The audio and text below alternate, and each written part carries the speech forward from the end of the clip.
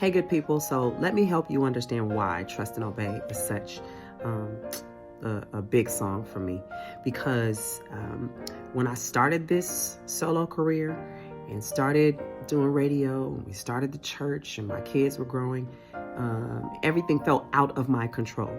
It did not feel like my norm. So, of course, after years of doing Mary, Mary, things were kind of on autopilot. God had, blessed us, not, that we didn't have any issues. But we kind of knew how everything went. And when I started the solo career, all I ever heard was, "Where's Mary, Mary?"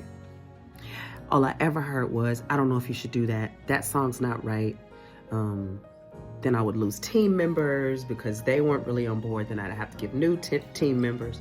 But all the while, I just kept pushing, trusting God. It felt unfair because as much as, I'm loved and celebrated, and I am, and I appreciate that, it doesn't always feel like that when it comes to negotiating and doing the business of singing for Jesus. My calling is to the marketplace. So it's not necessarily singing in a lot of churches. It's singing in a lot of places where they say, well, don't talk about Jesus so much, or singing in places where, they serve Jesus and everybody and everything else. So I have to stand strong in my faith. And it always felt a little bit unfair. Like, God, why don't you put me in places where they know the Jesus I'm talking about? I don't have to convince nobody. I don't have to, but that's just never been my path. So trusting and obeying God has been truly at the forefront of everything that I've done. Even when it comes to my kids and church and marriage, trusting and obeying God is crucial to the success of my life. I don't always get it right, but I try.